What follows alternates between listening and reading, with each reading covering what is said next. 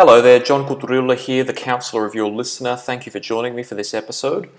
Recently you would have heard the episode of my program in which I discussed the practicality of definitions and how the definitions that we give to words have real life implications on how society functions. Today I'm going to essentially make an attempt to tentatively define in a practical sense two words, rights and harm. Now, before I begin, please understand this is not me giving you a concise definition, least of all a legal definition of what a right is and what a harm is. You are responsible for your actions. Obey the law at all times. I'm not suggesting that what I'm saying is objectively correct. Take this as a set of perspectives and a philosophical experiment. Do not take it as advice. What I'm actually going to be doing today is showing you a line of reasoning that I've been able to formulate that at this time seems to encapsulate the intention of what we mean when we say rights and harm. But also what I'm going to be doing is showing you all the potential flaws in it. And by doing so, I'd like to show you just how complex formulating a practical definition is, and through that, why often words have definitions that lead to undesired consequences because there's just so much complexity in how the world works. Now, the reason I'm choosing rights and harm as the words to define here is that these are two particular issues on which groups often base their ideological arguments, and often what they do is they use their definitions of rights and harm to justify why certain ideas or certain actions should or shouldn't be allowed legally. Often people say we have the right to do what we want as long as we're not causing harm. The problem is that different groups define harm differently, and defining it objectively, even though I believe it's possible, is still incredibly difficult, and I'm not sure if it's actually been done succinctly yet. Let's start with harm. Suppose that we define harm as a phenomenon that either condition A cannot occur without a guarantee or a direct causal likelihood, that is to say that the consequences occur directly after the phenomenon without there being any significant processes happening in between. Either non-consensual loss to a sentient being directly, not by correlation, or a non-sentient entity on which a sentient being relies in order to avoid harm directly or facilitate a state in which harm is indirectly less likely. There are a number of key components here. If the phenomenon cannot occur without a guarantee or direct causal likelihood of a non-consensual loss, non-consensual here means that if any entity is involved that is sentient, that is to say that they are living and have the ability to communicate with other beings and have a personality, the loss must be one of which they did not approve after knowing what the consequences would reasonably be. This will be important when we define rights, but the idea of a loss to a sentient being covers acts that directly affect the state of the being. For example, murder or assault are harms because the person didn't consent to them and the being is directly losing their own personal health. The non-sentient entity here accounts for theft. If this condition isn't satisfied, an alternative condition which may be satisfied to constitute a phenomenon that is harm is that the phenomenon statistically tends to correlate substantially with that non-consensual loss without causing it directly, and for which there is an alternative possible solution to fulfill the same intended purpose, which is at least as readily accessible, equally effective, and causes only negligible inconvenience at worst, and causes less harm as per this definition. That's obscure, so let's dissect it.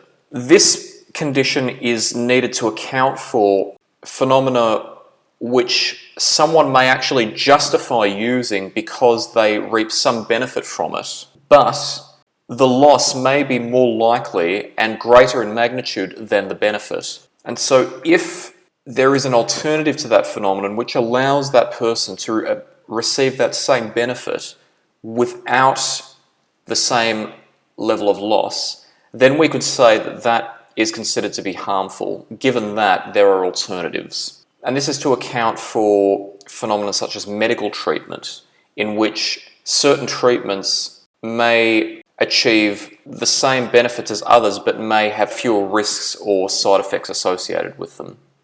In this case, we would consider the treatment with the greater likelihood of loss to be a harm because there is something available that achieves the same purpose without as many consequences or lesser likelihood of consequences. A third condition is that a phenomenon is not harm if it is in retribution or in defense against another harm. And that is to say that if somebody was to strike another in self-defense because that other person was attempting to kill them, then according to this definition, we would not consider that a harmful act because the person who was trying to kill them essentially surrendered their right to consent when they attempted to cause harm to another person. And that other person could not be reasonably expected to accept that loss without trying to prevent it further. Now, let's examine a possible definition of a right. I suppose that a right could be defined as a supposition that a person should receive a benefit because either A, they have sacrificed another benefit after being given reasonable incentive that they would receive another benefit in return. This accounts for instances such as being paid for the work that you do. Or B, they are in a state either by nature or by occurrence for which they cannot take responsibility such that not having the benefit would cause them to be at an increased risk of harm directly or indirectly compared to those not in that same state. So for example, if a person was to attend a meeting, they may not normally be allowed to have a personal aid with them. But if that person had a cognitive impairment, they may be allowed to have a personal aid. So they have that as a right because they weren't in that state by choice. A person didn't choose to have a cognitive impairment, or a person doesn't choose to have a disability. They can't be expected to, by right, reach the same standards as another person in a similar situation, or be punished for not reaching the same standards, or penalised because their situation was not of their causing. If they didn't have that additional benefit that other people aren't allowed, they would be more at risk of having harm done to them because they wouldn't be able to give informed consent and may be taken advantage of than anybody else who is not in that state. So they have a right to protection in that case. Or C, not having the benefit would create an unreasonable risk of others causing harm to them. So again, that accounts for situations such as the right to not be subject to other people's trespassing onto their property, even if that person didn't intend to cause harm. In addition to this, a fourth criteria would have to be met in any case that the benefit does not constitute harm, as per the definition previously described. These seem quite detailed, right? However, there are quite a few complexities, as you've probably surmised by now. Let's look at the definition of harm. Think of an example such as cancer treatment. Cancer treatment may have side effects that cause a loss to the individual, and even though they may choose to take the treatment, it doesn't negate that those side effects may have a significant impact on that person's life. To not call it harmful, even if it's allowed and even if that person still consents to undergoing the treatment and even if they would die without it and there are benefits to that treatment and they outweigh the risks, to not call them harmful then potentially would change the way that we think about cost-benefit analysis. Because if we only define harm this rigidly, then we would essentially consider that anything that has a chance of saving someone would never be harmful, even though, again, medical treatments and medications may have consequences in the form of side effects that may actually have a significant impact on that person's life. Again, think of the practicality of the definition. If we don't define those consequences as harmful, then it could essentially lead to a situation, hypothetically, where a doctor just doesn't bother telling you what the side effects are because they're going to assume that you'd be happy to compromise given possible benefits. Also think of how different groups define concepts such as consent. There are certain groups that genuinely claim that pornography should be banned because a person can't control what effect the pornography has on them, and they also claim that consent often isn't conscious. That is to say that even if you think you consented to looking at that website and viewing the pornography, you really don't know that society is controlling you and making you think that you have to go to that website. I'm not going to make judgments about what's right or wrong here. Of course, I certainly have my evaluation of this issue, but that's beside the point. Some groups genuinely believe that. Now, these people will hold with extremely strong conviction that their definition of consent and their definition of harm is absolutely true. How do you demonstrate otherwise?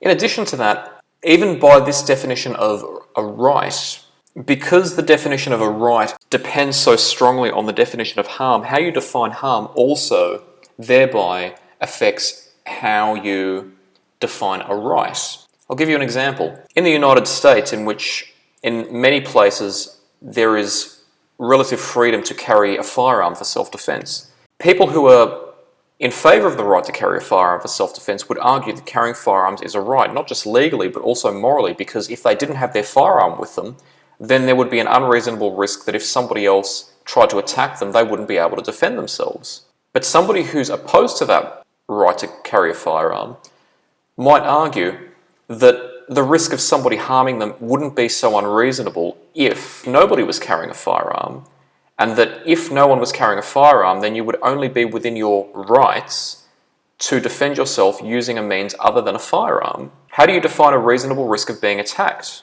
Some might say that because of that fourth condition, that the benefit that constitutes the right does not constitute a harm, they would define the right to carry a firearm as creating an unreasonable risk that you will then cause harm to someone else, thereby making the idea a harm and completely negating that it's a right. Again, I have my evaluation of this issue, but that's beside the point. Look at the complexities here. So thank you for joining me for this episode. As I said, do not take what you heard today as advice about how you should define rights and harm, about what you should do, you should think, how you should behave. You are responsible for your actions. Don't take what you see on the internet as advice. Take this as a learning opportunity. This is just an example of just how complex life can get, and it has so much to do with the language we use. Now, whether you have the same view as me or a different view, I'd love to hear from you. Feel free to contact me because I'd love to hear your opinion about what I might discuss on the show, or I'd love to have you on the show or collaborate you if you're another host. But until next time, take care.